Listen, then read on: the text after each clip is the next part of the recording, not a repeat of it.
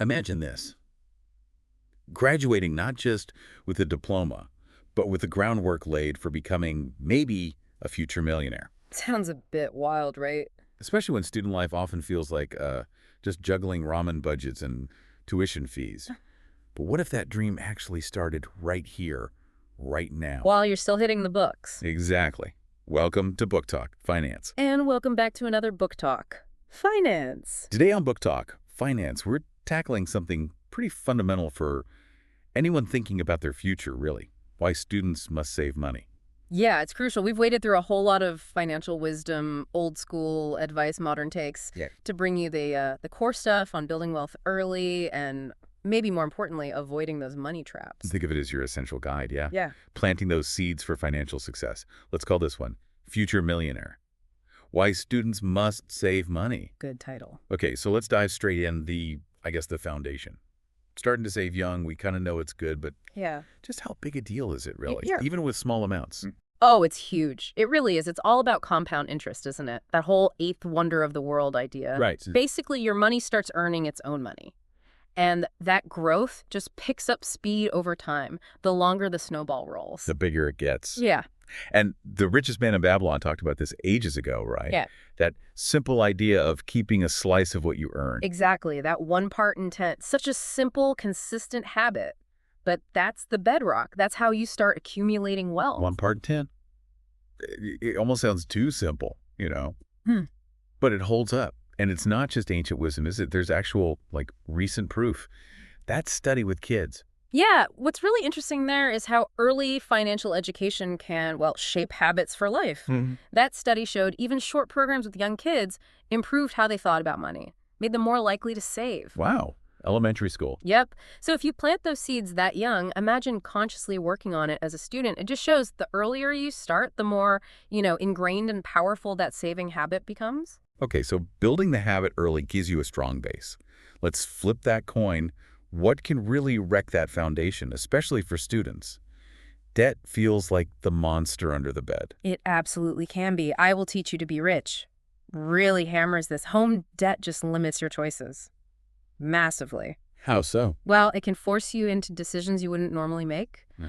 You take a job you hate just to cover payments, maybe. It delays everything, chasing passions, taking smart risks, even just breathing easier financially. It's like trying to climb out of a hole while someone keeps shoveling dirt back in, isn't it? Pretty much. And both that book and the Total Money Makeover stress this critical first step.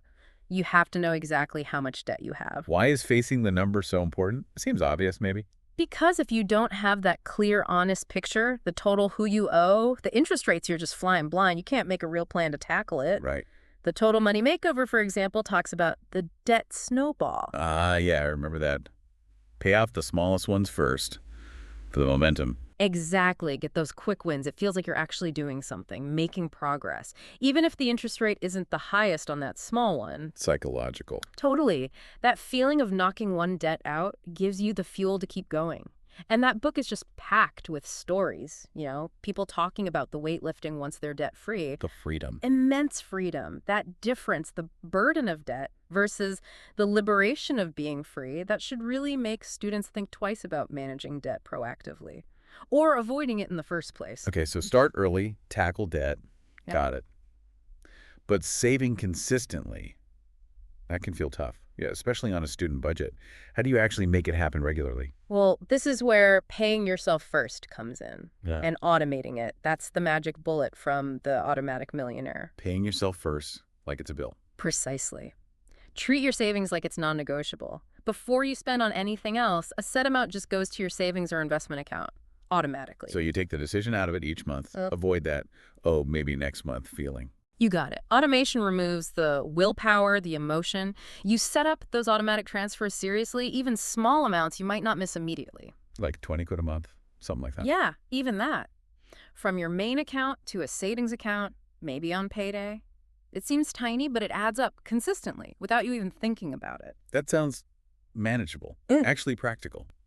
Okay, so we're saving consistently, but for the money to really grow long-term, it needs to be invested right. That word scares a lot of students.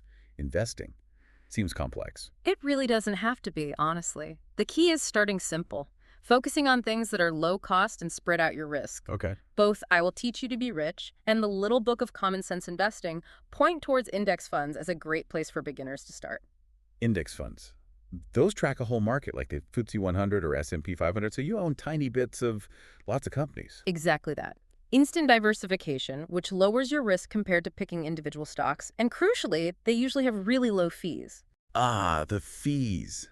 The little book really bangs on about low fees, doesn't it? It does, because those fees eat into your returns over time a lot. And importantly, these books, and A Random Walk Down Wall Street too, they all warn against trying to, beat the market. Chasing hot stocks or timing your buys and sells. Yeah, don't do that. The evidence just shows it's incredibly hard to do consistently, even for the pros. A Random Walk talks about how market moves are, well, mostly random, unpredictable. So trying to guess is basically gambling. Pretty much, yeah. But A Random Walk does have useful advice for young investors, that life cycle guide thing.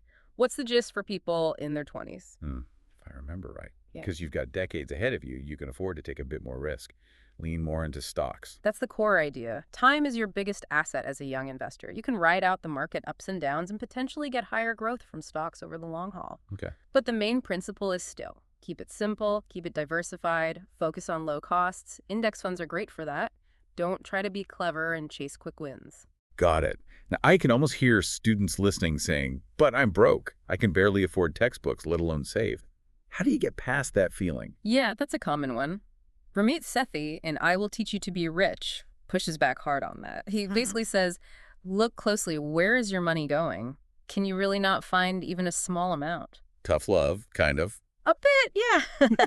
But his point is, the long-term cost of not saving, of missing all those years of potential growth, that hurts way more than cutting back on, I don't know, a few coffees or subscriptions now. It's thinking about future you. And The Millionaire Next Door had those interesting categories, the UAWs and PAWs. What was that about? Right.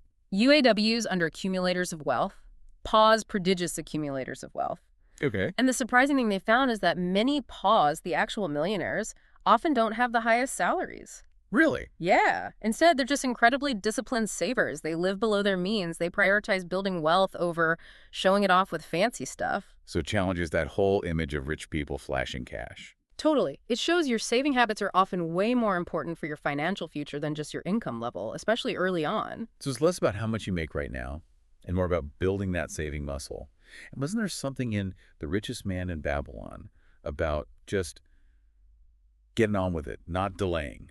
Absolutely. Arcot's whole point was that opportunity knocks, but you've got to act. You can't procrastinate. That whole I'll start saving when mentality. When I get a better job, when I finish uni next month. Exactly. That's a pillar for building wealth. Doing something small today is way better than waiting for some perfect moment that might never come. Okay, so build the habit, kill the debt, automate, invest simply, challenge the I can't afford it mindset, and act now. What about slightly longer term stuff? Should students even be thinking about, say, buying a house someday?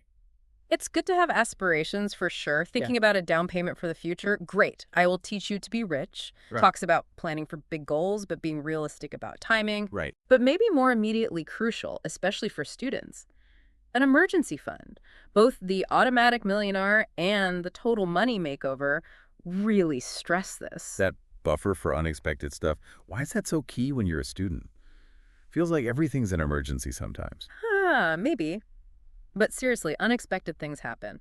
Your laptop dies right before exams, car needs repairs, you lose your part-time job hours. Yeah, okay. Without that cushion, you might have to borrow money, maybe high-interest debt, or stop your regular saving. It throws everything off track. Even a small emergency fund, just a few $100 to start, gives you that safety net. It lets you handle those bumps without derailing your whole financial plan. Okay, that makes sense. So let's try and wrap this up. If we boil it all down, what are the absolute must-know reasons for students to prioritize saving? Like, right now. Fundamentally, you're building the foundation for your entire financial life. Starting early means harnessing that incredible power of compounding. Letting your money work for you over time. Exactly. Avoiding or tackling debt means you're not constantly playing catch-up or being held back. Right. Automating savings makes it consistent, takes the effort out.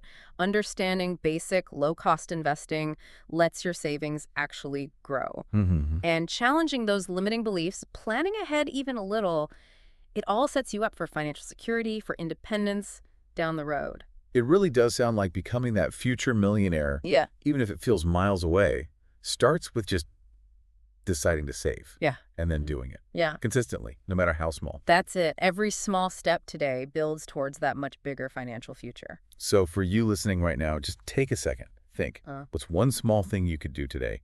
Could you set up that tiny automatic transfer we talked about? Even $5. Yeah.